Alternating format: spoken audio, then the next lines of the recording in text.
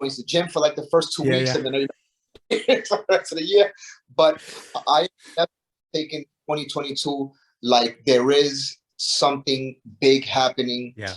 and I just pray to God that that is something positive. Don't get me wrong here. Like I'm not gonna sit here and say, "Oh, I'm the most perfect role model," and try to sugarcoat my whatever I could be. You know me very well. Like I don't sugarcoat nothing. Every day I fight with my demons. Every day, I try to be a better man, and struggle with all these situations going on and stuff like that. So Yeah.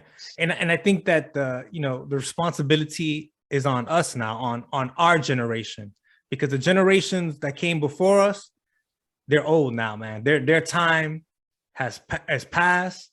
We got these new younger generations who I think aren't equipped to handle what's coming. I don't even know what's coming. Do you know what I'm saying? But I think, like, look at it, man. We were having a good time. Everything was going pretty good. And now just recently in the last 2 years, we got reminded that life is real, man. Things could change in a second. Like that could be good. And then holy shit, and I think it's our job, our responsibility, our generation to sit down and talk with the generations that came behind us now, and set them straight and let them know, like, hey man, we need to like unite, we need to be together, we need to be focused on like what's going on, because that a happy future is not guaranteed. You know what I mean? Nothing's guaranteeing life, but the youth needs this. Like I call this generation the lost identity generation.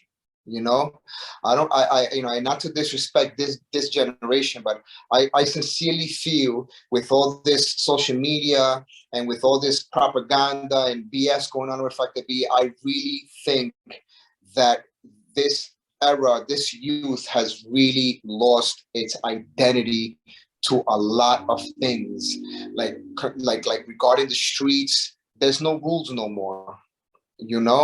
Um, when it comes to this, and again, I respect everybody's movement. I respect everybody's religion. I respect everybody's opinion. But we have lost our identity. Now, how many gender identities out there? I've lost count. You know what I'm saying? Right. And we could just, let's keep it simple: male and female. And if anything's in between that, just maybe we could accept one or two in between. But there's my kid came. There's a and lot, yeah.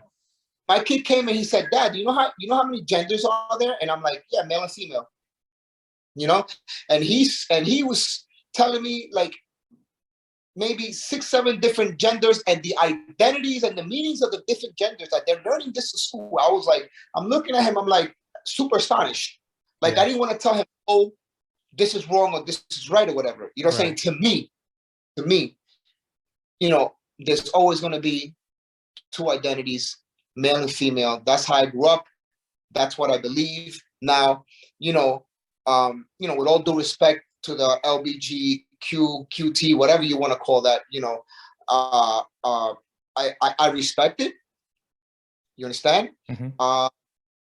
But I don't accept it. And I think as an American, I'm entitled to that. Yeah, I think everyone's entitled to have their own opinion and their feeling. Yeah. Am I gonna, I obviously, we're family. We got a couple of family members who, are gay, lesbian, confused, whatever the fact may be. Right. I'm not gonna love them any less. You understand? But I got my belief, and I got my standards. Like just how I respect theirs. And I'm not looking for them to accept my standards, but I will respect theirs. You understand? There's not going to be no love lost or whatever, but everybody's different. It's like, whatever you eat ain't going to make me shit, and vice versa. It's all about understanding. It's about unity, man. It's about respect, because I think there's a lot of that now. It's not that people disagree anymore, because people have been disagreeing since the beginning of time. Like, to find people who agree 100% on everything, not even if you're fucking twins. You know what I mean? But it's about that. It's Yeah. about having respect. And not only that, like you said, like love. Like, you know, listen, just because you think differently and feel differently than I do, doesn't mean I don't respect you and I don't love you. And I think that what the message is being put out nowadays is, if you don't agree 100% with whatever someone is trying to say, yo, it's like, you're stupid, you're a bad person, and you should lose your job, and we should maybe, like, you know, throw you in jail, or maybe worse, what people think. I don't know. You know what I mean? Like, it's going too far nowadays. Like, you have to appreciate the other people's differences, because what kind of world are we trying to live in, man? It's it's a little crazy out there nowadays, man. I feel like every day the quality of life is getting more difficult and more difficult and more difficult. Every day there's a new this and a new this and a new topic and a new thing. I'm like, you know, and of course, you know, we're living in a very fast-paced world. So, you know, I'm just trying my best to keep up with, you know, whatever's trending or whatever's going on or whatever. But it's not easy, you know? Yeah. Speaking of that, man, let's